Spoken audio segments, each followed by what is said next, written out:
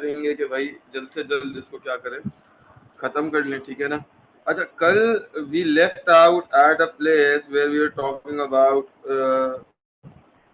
the increase in demand and increase in demand and decrease in demand हम कर चुके हैं, यानी एक केस हम शॉर्टेज का कर चुके हैं, एक केस हम सरप्लस का कर चुके हैं। आज हम शुरुआत करेंगे हमारा जो है वो रिवीजन क्लास, वो है इंक्रीज इन सप्लाई के साथ। अच्छा, whenever I talk about increase in supply, always do remember that I'm talking about the stage where you could write about the surplus, ठीक है ना। कैसे सरप्लस हो रहा है मैंने ऑलरेडी बताया था। देखो, सबसे पहले ना सरप्लस ढूंढने के लिए, सरप्लस मार्क करने के लिए आपके पास एक तरीका है। क्या तरीका है? सबसे पहले आपको पता होने चाहिए दो points. You should know about the initial equilibrium that is E1 and you should know about the new equilibrium that is E2, ठीक है। वंस आपको इसके बारे में पता है, so what you will do is you will draw a line, ठीक है ना।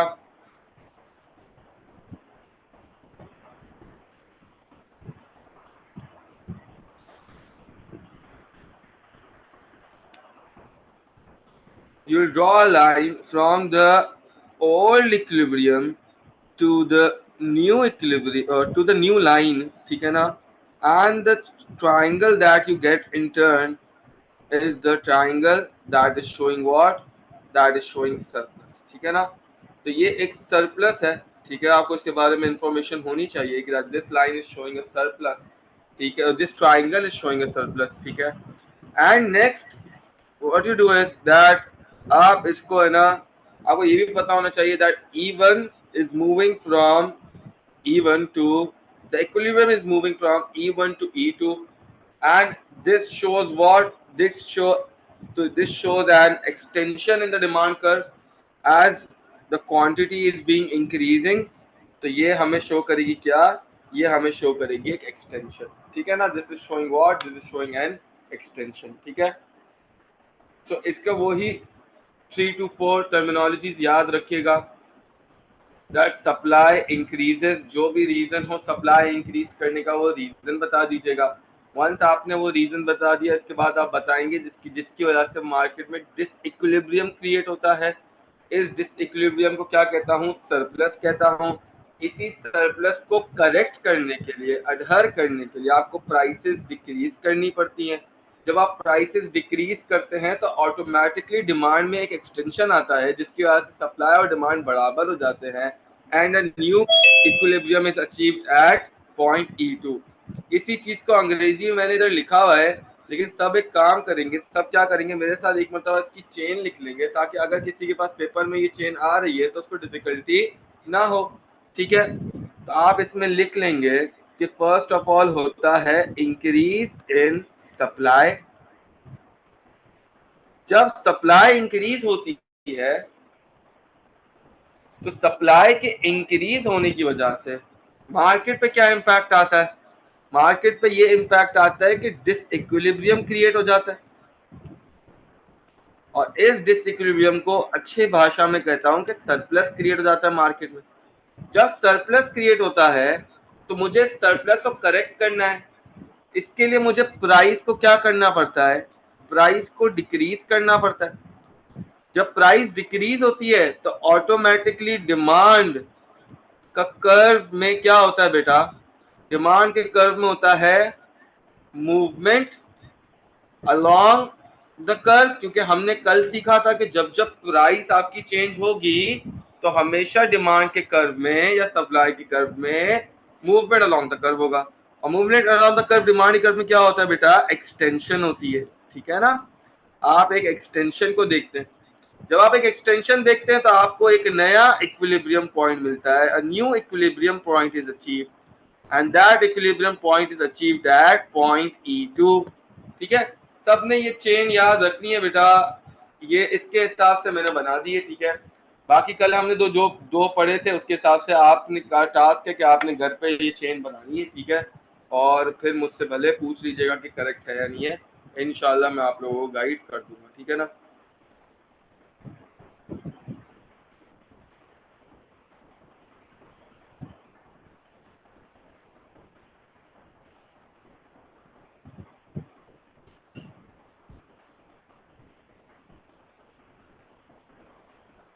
बेटा I hope I made my self very clear up till here. किसी को कोई परेशानी हो तो मुझसे पूछ ले, ठीक है।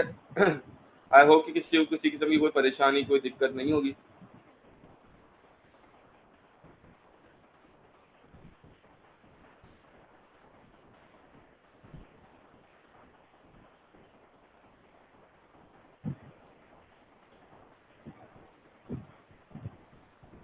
ठीक है, अच्छा मैं नेक्स्ट आगे की तरफ मूव करने जा रहा हूँ, ठीक है ना। अगला मैं जो टास्क करूंगा वो क्या है, मैं देखूंगा आपके पास डिक्रीज इन सप्लाई। अच्छा, इंक्रीज इन सप्लाई के रीजंस देख लीजिएगा कि प्राइस ऑफ एफओपीज फॉल, जब आपकी एफओपीज की प्राइस गिर जाती है। हमने पिछली क्लास में सारे के सारे रीजंस डिस्कस किए थे कि सप्लाई किस किस तरीके से इंक्रीज हो सकती है, यानी शिफ्ट होगा सप्लाई कर्व में, ठीक है ना।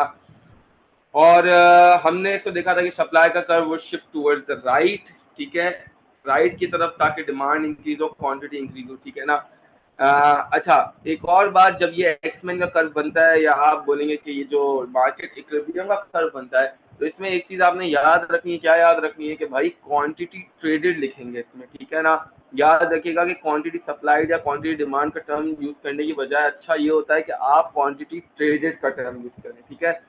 क्योंकि एग्जामिनर भी बड़ा इससे आपके पास है ना इम्प्रेस होता है कि जब आप ऐसे अच्छे टर्म्स यूज करते हैं और आप ध्यान रखते हैं कौन सा टर्म आपको कब यूज करना है, ठीक है ना। प्राइस ऑफ सब्सिट्यूट डिक्रीज, अगर कोई सप्लाई के सब्सिट्यूट की प्राइस डिक्रीज हो गई, ठीक है ना, तो मैं एज अ सप्लायर वो सब्सिट्यूट बनाने की बजाय अपना ओरिजिनल प्रोडक्ट बनाऊंगा, अपने ओरिजिनल प्रोडक्ट की डिमांड को इंक्रीज कर दूंगा। नेक्स्ट आपके पास प्राइस ऑफ कॉम्प्लीमेंट इंक्रीजेस, कोई कॉम्प्लीमेंट है, जैसे फॉर एग्जांपल हमने कल पढ़ा था बीफ और लेदर, अगर बीफ की प्राइस इंक्रीज हो गई तो मैं गायें ज्यादा काटूंगा। जब मैं गायें ज्यादा काटूंगा तो ऑटोमेटिकली काउ जब ज्यादा कटेंगी तो लेदर यानी स्किन ज्यादा आएगी, ठीक है ना। एडवांस टेक्नोलॉजी, एडवांस टेक्नोलॉजी जब भी आती है ऑटोमेटिकली आपकी सप्लाई क्या होती है, इंक्रीज हो जाती है, ठीक है। These all are the reasons for what बेटा, these all are the reasons for supply being increased in an economy, ठीक है ना। अच्छा, नेक्स्ट बात करेंगे डिक्रीज इन सप्लाई की, कि अगर कल कला मेरी मार्केट में डिक्रीज इन सप्लाई होती है, ठीक है, तो क्या क्या चेंजेस आएंगे उसके बारे में डिस्कस करने जा रहा हूँ बेटा, प्लीज गौर से सुनिएगा, ठीक है। फर्स्ट ऑफ ऑल काम होता है कि हम सप्लाई अगर डिक्रीज कर रहे हैं तो बेटा बेचने वाला माल कम हो गया, और आपके पास खरीदने वाले हाथ वहीं पर है यानी ज्यादा है, तो ऑफ कोर्स मार्केट में क्या क्रिएट होगी, शॉर्टेज क्रिएट होगी। अब शॉर्टेज को पहले अपने डायग्राम में मार्क कैसे करूं, ठीक है, तो याद रखिएगा आपके पास कि पुराने इक्विलिब्रियम पॉइंट से नई लाइन तक का सफर इज द शॉर्टेज, ठीक है। तो आपको पुराने इक्विलिब्रियम पॉइंट पहले मार्क करना पड़ेगा। तो ये मेरे पास मेरा पुराना इक्विलिब्रियम पॉइंट है E1, ये मेरे पास मेरा नया इक्विलिब्रियम पॉइंट है E2, ठीक है। E1 से लेके नई लाइन तक का सफर को क्या कहते हैं, शॉर्टेज कहते हैं, ठीक है। तो E1 से लेकर नई लाइन तक का सफर जो ट्राइंगल फॉर्म हुआ, इसको क्या कहते हैं भाई, इसको शॉर्टेज कहते हैं, ठीक है। ये डिनोट करेगा, क्या डिनोट करेगा भाई, ये डिनोट करेगा शॉर्टेज को, ठीक है। वंस आपने शॉर्टेज मार्क कर लिया, आप देखेंगे कि इस शॉर्टेज को क्रिएट करने के चक्कर में क्या हुआ, इस शॉर्टेज को क्रिएट करने के चक्कर में मेरी जो डिमांड है उस पर इम्पैक्ट आता है प्राइस का, क्योंकि प्राइस आप देखें साइड पर इंक्रीज हुई है। जब प्राइस इंक्रीज होती है तो ऑफ कोर्स डिमांड के कर्व में मूवमेंट अलोंग द कर्व होती है, और इस मूवमेंट अलोंग द कर्व को क्या कहता हूं मैं, कहता हूं कि भाई शॉर्टेज हुई है, ठीक है, कॉन्ट्रैक्शन हुई है, मात्र कॉन्ट्रैक्शन, ठीक है। तो contraction in the demand curve लिखेंगे आप, ठीक है। अच्छा, वंस सबने ये लिख लिया है, अब क्या करेंगे, सब इसकी मेरे साथ साथ जरा चेन फॉर्म कर लेंगे, ठीक है। चेन का फायदा क्या होगा कि पेपर में मुझे बार बार मेहनत करने की जरूरत नहीं पड़ी, ठीक है। चले भाई, हम फॉर इंस्टेंस चले भाई, सबसे पहले मैं लिखूंगा भाई डिक्रीज इन सप्लाई। अच्छा, डिक्रीज इन सप्लाई का जो रीजन पेपर में दिया हुआ हो वही रीजन लिखना, ठीक है ना, अपनी तरफ से होशियारी मारने की जरूरत नहीं है। अगर सवाल डायरेक्टली बोलता है भाई डिक्रीज इन सप्लाई का इम्पैक्ट बता दो through a demand in supply curve, तो भाई फिर आपको कोई रीजन लिखने की जरूरत नहीं, आप बोल सकते हैं फॉर इंस्टेंस, फिर नीचे मैंने आपको इतने सारे रीजन लिख के दिए, देखें एडवर्स वेदर कंडीशन है, tax impose on producer, tax का सबसे ज्यादा इम्पैक्ट होता है क्योंकि ज्यादातर एग्जामिनर ना इसको फिर मैक्रो से कनेक्ट करके आपको टैक्स के इम्पैक्ट से पूछ लेता है, ठीक है ना। तो decrease in supply, decrease in supply की क्या चेन बनेगी भाई, डिक्रीज इन सप्लाई हुआ, डिक्रीज इन सप्लाई होने की वजह से क्या हुआ, डिक्रीज इन सप्लाई होने की वजह से आपके पास मार्केट में डिस इक्विलिब्रियम क्रिएट हुआ।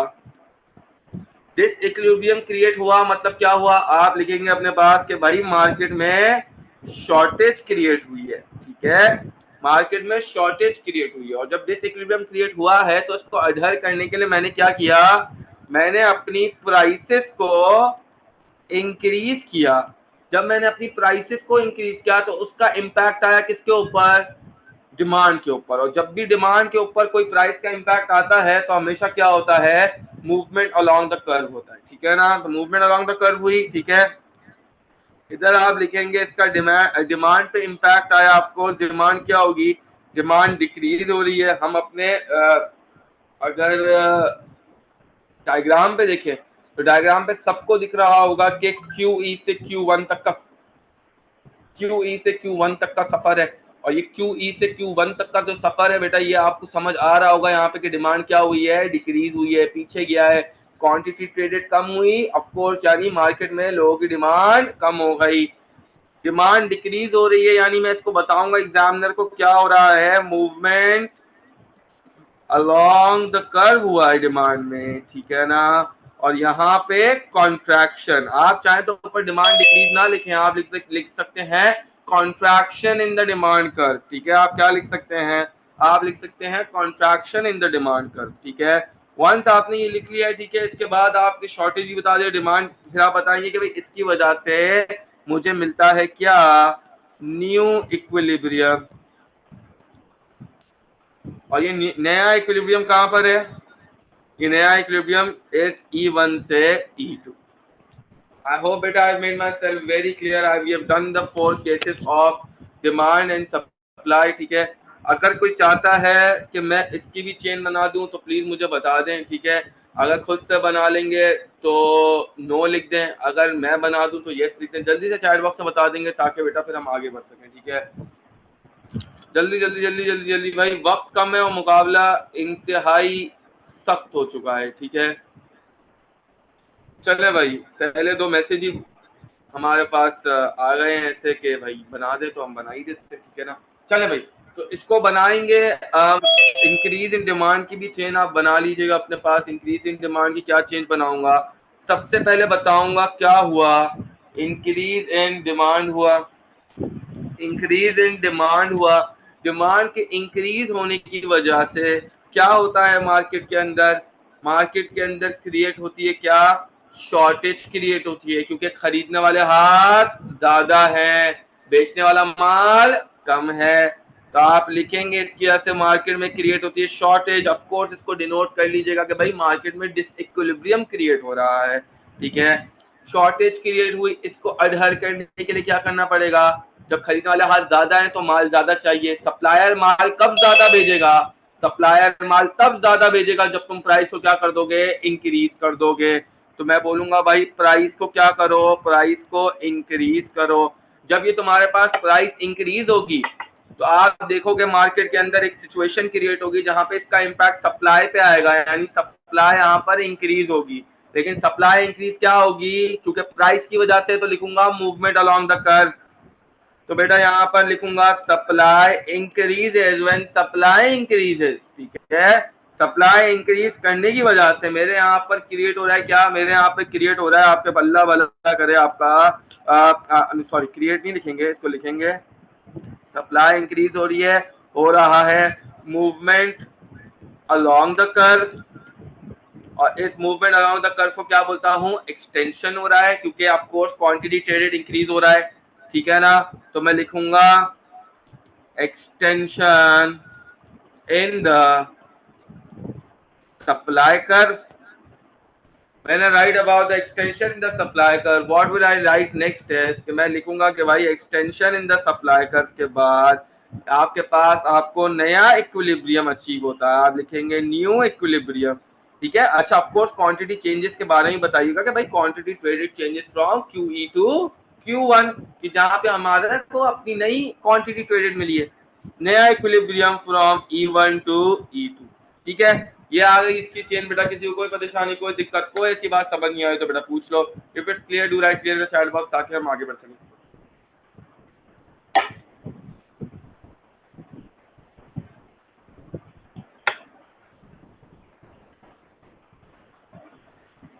आई होप बेटा सबको यहाँ तक बातें क्लियर हैं, ठीक है। आई होप कि सबको यहाँ तक चीजें क्लियर हैं, ठीक है ना। आगे बढ़ने जा रहा हूँ बेटा, प्लीज फोकस करिएगा। किसी को स्क्रीनशॉट लेना है तो स्क्रीनशॉट ले सकता है, ठीक है ना। अच्छा, नेक्स्ट आ जाऊंगा बेटा डिक्रीज इन डिमांड पर। अगली चेन बनेगी बेटा डिक्रीज इन डिमांड की। डिमांड होती है मार्केट में डिक्रीज, हो सके तो इसकी आप चेन बना लीजिएगा, ठीक है ना। सर प्राइस डिमांड इंक्रीज होती है और नॉन प्राइस फैक्टर की वजह से डिमांड, सॉरी मैसेज गायब हो गई।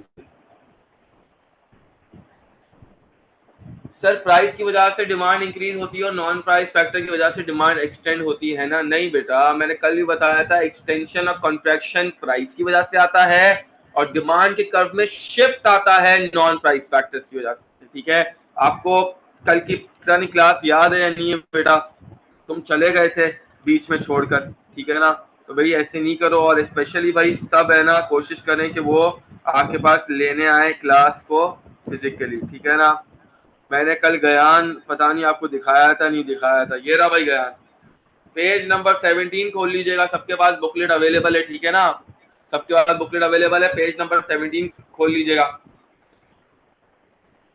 लिखा हुआ बेटा यहाँ पे, movement around the curve is only because of change in prices. यानी मूवमेंट अराउंड द कर्व होगा, डिमांड कर्व होगा because of change in prices. Anything else that causes the demand to change will show a shift in demand curve. Same goes for the supply curve, ठीक है ना। Supply curve के लिए भी same है, जब जब प्राइस में चेंज आएगा कॉन्ट्रैक्शन या एक्सटेंशन होगी, यानी मूवमेंट अलोंग द कर्व होगी। और जब जब मेरे पास बेटा मेरा आपका अल्लाह भला करिए कोई और फैक्टर होगा तो उसकी वजह से हमेशा शिफ्ट आएगा, ठीक है ना, शिफ्ट आएगा।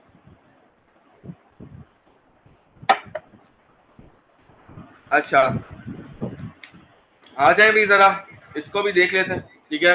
डिक्रीज इन डिमांड, बेटा शयान आ जाओ ना बेटा, 6-7 दिन की बात है, अब उसमें भी तुम लोग इतना आ नहीं सकते तो यार क्या फायदा बच्चे, ठीक है। मतलब आ जाओ एक दिन यार, क्लास फिजिकली आके लो यार, मजा भी आएगा, मुझे पढ़ाने में मजा आएगा, तुम्हें पढ़ने में मजा आएगा। चलो भाई next, decrease in demand. Decrease in demand को सबसे पहले मैं डिनोट करूंगा कि भाई डिक्रीज इन डिमांड हुई, डिक्रीज इन डिमांड हुई, डिक्रीज इन डिमांड के होने के क्या हुआ बेटा, मार्केट में क्रिएट होता है डिसइक्विलिब्रियम। डिसइक्विलिब्रियम क्या क्रिएट होता है भाई, मार्केट में क्रिएट होता है सरप्लस, क्योंकि खरीदने वाले हाथ कम हो गए, बेचने वाला माल वहीं पर है, ज्यादा है, तो ऑफकोर्स वो डिमांड से ज्यादा हो गया तो मार्केट में सरप्लस हो जाएगा, क्योंकि बेचने वाला माल ज्यादा है, खरीदने वाले हाथ कम है, ठीक है। तो लिखेंगे अपने पास इधर क्रिएट हुई मार्केट में डिसइक्विलिब्रियम। और डिसइक्विलिब्रियम का मतलब कौन सा डिसइक्विलिब्रियम, मतलब सरप्लस क्रिएट हुआ है मार्केट में।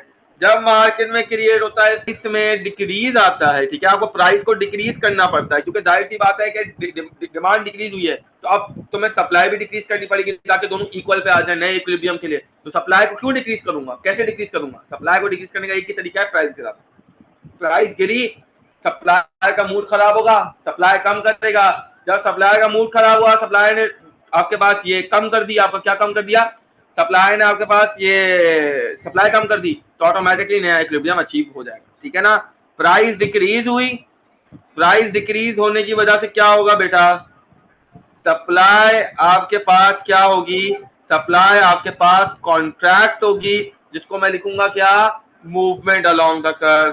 क्या लिखूंगा, मूवमेंट अलोंग द कर्व, यानी कॉन्ट्रैक्शन हो गई, ठीक है। क्या हो गई भाई, कॉन्ट्रैक्शन हो गई, ठीक है। मूवमेंट अलोंग द कर्व हुआ, ठीक है। फिर आप इसको डिनोट कर दीजिए किसके साथ, आप बोलेंगे कि भाई हाँ ये भी लिख सकते हैं कि sir quantity traded decreases from QE to Q1, कोई मसला नहीं, लिख सकते। एंड में जा जाते बस ये लिख दीजिएगा कि आपने यहाँ पर नया इक्विलिब्रियम अचीव किया है, न्यू इक्विलिब्रियम E1 से E2 पर, ठीक है ना। मैं दिखा भी देता हूँ। तो बेटा ये मेरा पुराना इक्विलिब्रियम था, ये E1 हो गया, ये मेरा नया इक्विलिब्रियम है, ये हो गया E2, ठीक है। और तभी देखें कि जब भी मुझे शॉर्टेज या सरप्लस मार्क करना है तो मैं क्या करता हूँ, जब भी मुझे शॉर्टेज या सरप्लस मार्क करना होगा extend the line from new equilibrium old equilibrium point to the new line, ठीक है ना, old equilibrium point to the new line, क्या मार्क करूंगा, शॉर्टेज या सरप्लस। अंडरस्टैंडेबल है बात ना सबको?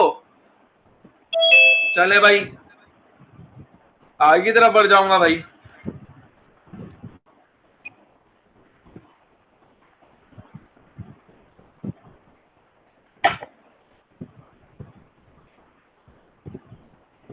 किसी को कोई परेशानी है तो प्लीज पूछ लो चैट बॉक्स में।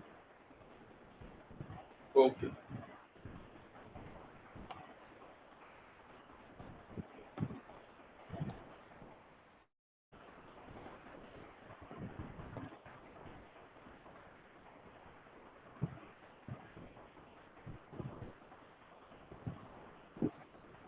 बेटा कोशिश करके ना होस्ट को ही मैसेज भेजो ताकि मैं रीड कर पाऊंगा, ठीक है?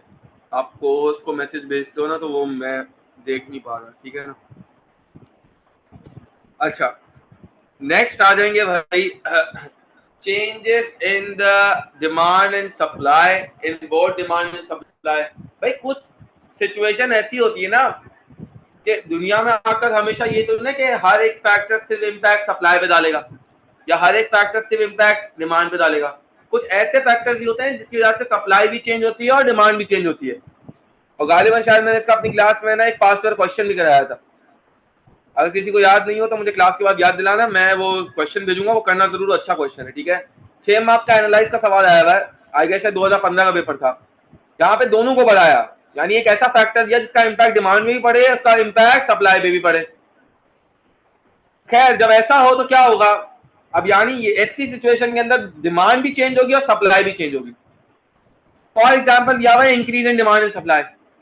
अब प्रॉब्लम ये है कि जब increase in demand and supply हुई है तो कितने परसेंटेज से इंक्रीज हुई है ये देखना बहुत जरूरी है। अभी पहली जो कंडीशन है वो ये है कि भाई दोनों बराबर से इंक्रीज हुई है, दोनों का साइज ऑफ चेंज क्या है, साइज ऑफ चेंज दोनों का इक्वल है, ठीक है ना?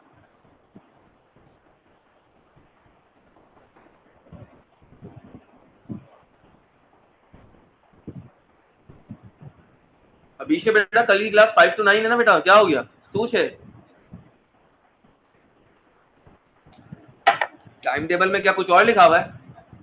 नहीं नहीं भाई 5 to 9 है कल की क्लास भाई, कल भी परसों भी सारी क्लास अभी 5 to 9 है, ठीक है ना?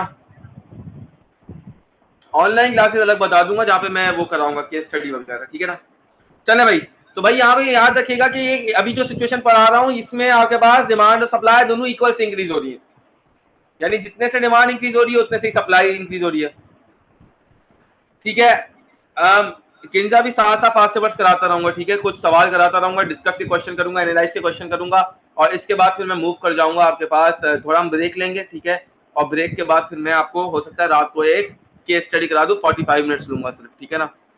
नेक्स्ट, ओके, तो एक ऐसी सिचुएशन जहां पे डिमांड और सप्लाई दोनों बढ़ रहे हो बेटा, ठीक है ना? तो आपको वो सिचुएशन पता होनी चाहिए, ठीक है? अच्छा ये जो मैंने आपको ग्राफ बना के दिखाया है इसमें डिमांड और सप्लाई दोनों इक्वल से इंक्रीज हो रही है, तभी आप देखेंगे आपका इक्विलिब्रियम पॉइंट प्राइस चेंज नहीं होती। इक्विलिब्रियम पॉइंट चेंज होता है, क्वांटिटी ट्रेडेड चेंज होती है, लेकिन प्राइस चेंज नहीं होती। क्यों? क्योंकि दोनों बराबर से बढ़ रहे हैं, ठीक है ना? अगर for instance supply increases by 50%, so the demand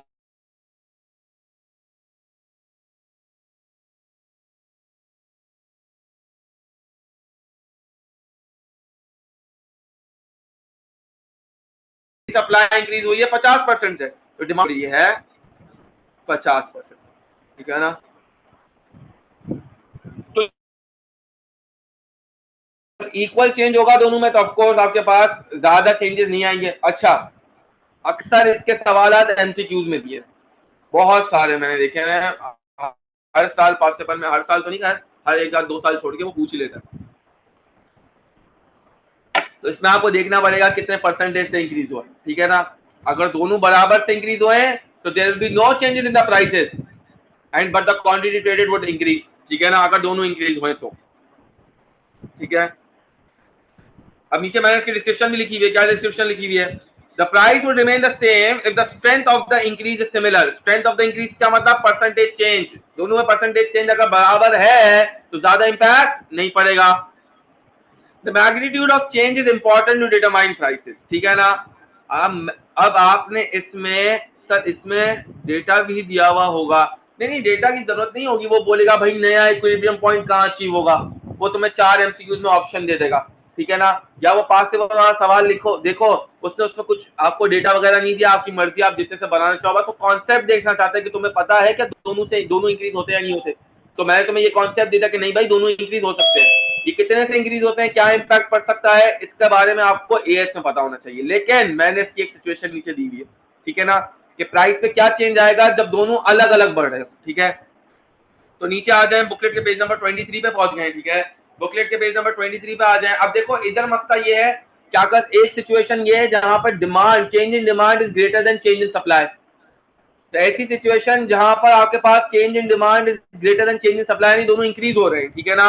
तो if the change in demand is greater then the change in supply, तो क्या होगा, यानी डिमांड का आपके पास प्रोपोर्शन ऑफ इंक्रीज ज्यादा है, सप्लाई का प्रोपोर्शन ऑफ इंक्रीज कम है एज कंपेयर टू डिमांड, ठीक है। तो ऑफ कोर्स आपका इक्विलिब्रियम प्राइस क्या होगी, इंक्रीज होगी, क्योंकि इधर इंपैक्ट सप्लाई के चेंज का नहीं पड़ेगा, इधर इंपैक्ट किसका पड़ेगा, डिमांड के चेंज का। मैं समझाता हूं किस तरीके से। फॉर एग्जाम्पल सप्लाई भी इंक्रीज हुई है, सप्लाई इंक्रीज हुई तो भाई मुझे पता चला कि भाई सप्लाई ऑरेंज से देखिएगा, सप्लाई इंक्रीज हुई तो मुझे पता चलता भाई सप्लाई इंक्रीज हुई है 20% से, सही है।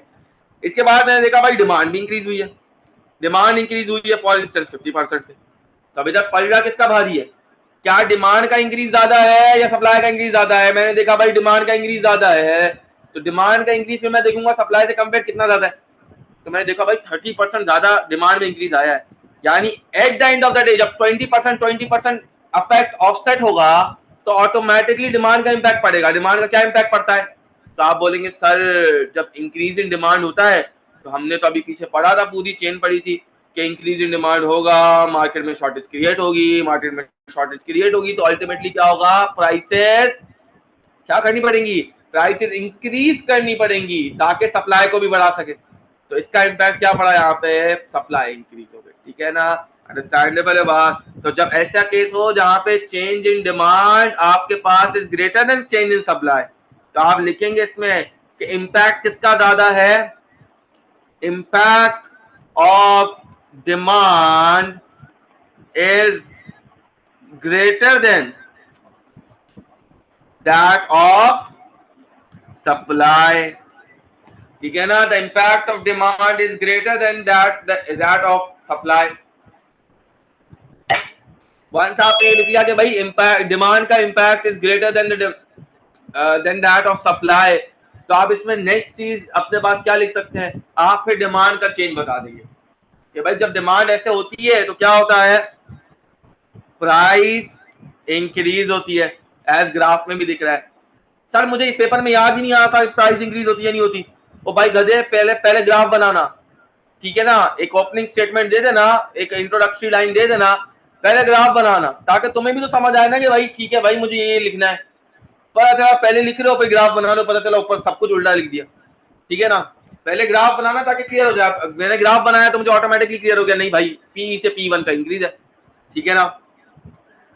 प्राइस इंक्रीज होती है और प्राइस इंक्रीज होगी तो आप देखेंगे कि भाई आपकी क्वांटिटी डिमांडेड भी कहीं ना कहीं इंक्रीज हो रही है, आप वो भी लिख सकते हैं। फिर आप लिख लीजिएगा बस के न्यू इक्विलिब्रियम पॉइंट अचीव होता है इसमें, ठीक है ना, न्यू इक्विलिब्रियम पॉइंट अचीव होगा फ्रॉम E1 टू E2, ठीक है। अब एग्जामिनर क्या करता है एमसीक्यूज के पेपर में, भाई एग्जामिनर ना तुम्हें सिंपल ये, खैर मैं आपको पेपर 1 जब कराऊंगा एंड के 12 दिनों में तो मैं आपको समझाऊंगा ये पूरी पूरी चीजें, ठीक है ना। हम डेली के पास पेपर्स करेंगे और इंशाल्लाह बेहतरीन तरीके से हम तैयारी करेंगे इसकी। अच्छा, सेकेंडली E1 से E2 का चेंज आ गया, 50 to 20% इंक्रीज। सबको यहाँ तक बात क्लियर है भाई, कोई ऐसा बच्चा जिसको परेशानी, कोई दिक्कत, कोई ऐसी बात समझ नहीं आ रही तो बेटा पूछ लो।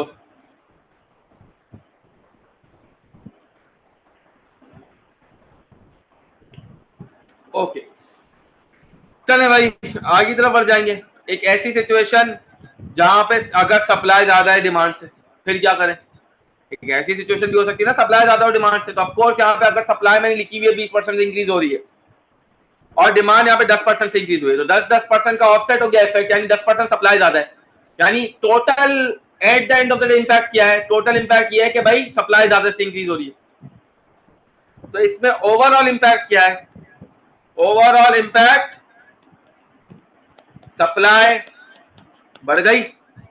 अब जब सप्लाई बढ़ गई यानी शिफ्ट इन सप्लाई आया। अब सप्लाई बढ़ गई तो उसके इम्पैक्ट बता दो क्या होगा? मार्केट में डिसइक्विलिब्रियम क्रिएट होगा यानी क्या होगा? सरप्लस हो जाएगा। मार्केट में जब सरप्लस होगा तो ऑफकोर्स इस सरप्लस को अडहर करने के लिए प्राइसेस को क्या करना पड़ेगा? डिक्रीज करना पड़ेगा। क्यों डिक्रीज करना पड़ेगा? ताकि डिमांड बढ़ जाए।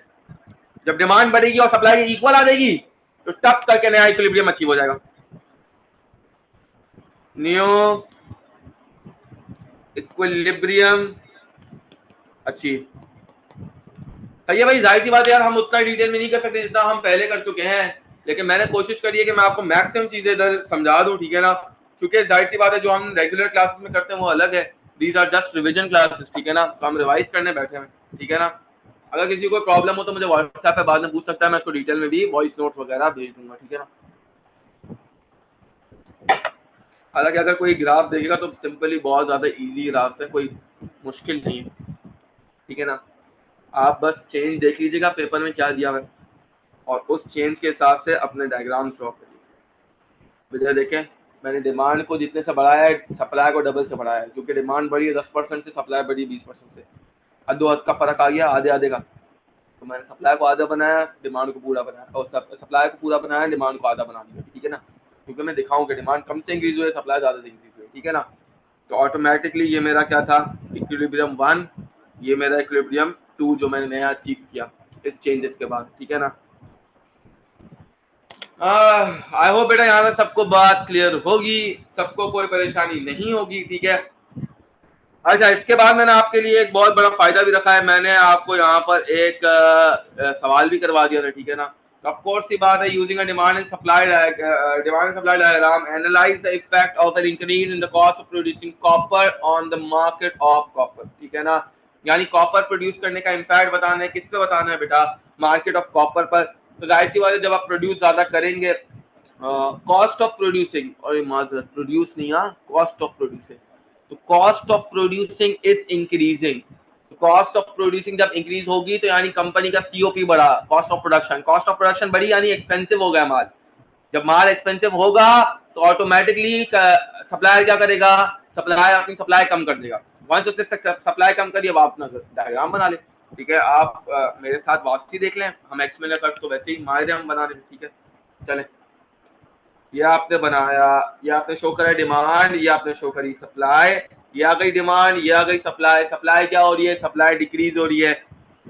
कोशिश करना कि थोड़ा सा फिर पीछे बना देना, अगर सप्लाई इंक्रीज हो रही है तो। एस से सप्लाई शिफ्ट हुई S1 पर, जब S से S1 पर शिफ्ट हुई, पैरेलल लाइन बनाना थोड़ा तो खूबसूरती का ध्यान रखना, ठीक है ना? ये आपके पास पुराना इक्विलिब्रियम पॉइंट था E1, ये E1 पर आपकी क्वांटिटी थी Q, ये आपकी E1 पे प्राइस थी P, ठीक है? E1 से लेके नई लाइन तक का सफर क्या है? ये क्रिएट हुआ मार्केट में क्या बेटा? शॉर्टेज क्रिएट हुई, सप्लाई डिक्रीज हुई है, खरीदने वाले हाथ उतने ही है, बेचने वाला माल कम हो गया, सरप्लस क्रिएट हुआ, शॉर्टेज क्रिएट हुई। ये नया पॉइंट E2 अचीव करने के लिए क्या करना पड़ेगा? प्राइस को इंक्रीज करना पड़ेगा। प्राइस इंक्रीज हुई P से P1, क्वांटिटी ट्रेडेड डिक्रीज होगी Q1 तक। ये सिंपल तरीका है यार, इसमें कोई बहुत बड़ी आगे और जंग नहीं लड़नी आपने, ना एग्जामिनर ने जंग लड़ने का कहा है, ठीक है ना? तो आप चाहे तो इसको सिंपली अपने पास मेंशन कर सकते हैं, कोई बड़ी बात ही नहीं, कोई प्रॉब्लम ही नहीं। इतना प्रॉब्लम नहीं है जितना हम इसको बना देते हैं, ठीक है ना? अंडरस्टैंडेबल है बात यहाँ पे सबको बेटा? किसी को कोई परेशानी, कोई दिक्कत, कोई ऐसी बात समझ नहीं आ रही तो पूछ लो बेटा। If it's clear do right clear in the chat box, ताकि हम आगे बढ़ सकें।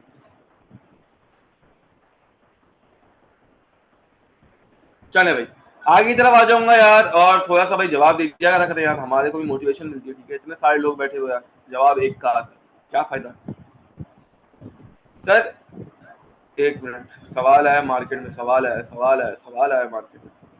सर इसमें क्वांटिटी ट्रेडेड लिखते हैं, बिल्कुल बिल्कुल बिल्कुल भाई, माजरत माजरत माजरत भाई। प्राइस और इधर क्या बेटा, क्यूटी, क्वांटिटी ट्रेडेड की बात हो रही है, ठीक है अमान।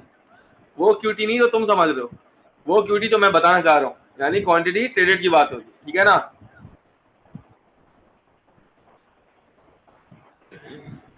अच्छा भाई, आई होप बेटा यहाँ तक सबको क्लियर होगा, ठीक है। अच्छा, सबसे एक रिक्वेस्ट है अब कि जल्दी से ये नीचे वाला आंसर एक मतलब पढ़ लें, ठीक है ना।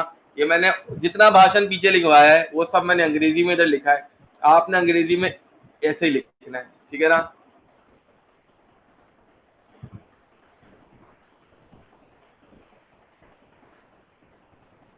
अनस वारसी बेटा, बिहेव योरसेल्फ।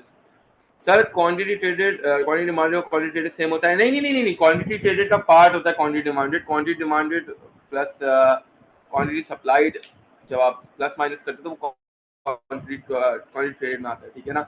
कि मार्केट कितना डिमांड कर रही है और मार्केट कितना सप्लाई कर रही है उसकी बात की जाती है, ठीक है ना। यानी क्वांटिटी ट्रेडेड आप जब लिखते हैं तो आप eventually you are at a place कि आप वहां पे डिमांडेड की बात कर रहे हैं और सप्लाई की बात कर रहे हैं। मार्केट इक्विलिब्रियम की कर्व में हम सप्लाई भी लिखते हैं, डिमांड भी लिखते हैं, तो इसलिए दोनों को मेंशन करना बहुत ज्यादा क्या है, जरूरी है, ठीक है।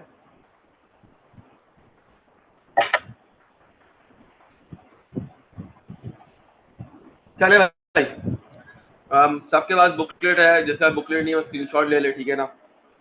इसको एक मतलब पढ़ लीजिए घर से, अंग्रेजी है, ठीक है। अच्छी, बहुत अच्छी सी अंग्रेजी लिखी हुई हमने हमने कोशिश की, आप भी कोशिश करें, ठीक है ना, अंग्रेजी लिखने की। चले भाई, नेक्स्ट शुरू करेंगे पीईडी के साथ, ठीक है ना। और पीईडी के साथ जो मैं करने वाला हूँ, ठीक है ना,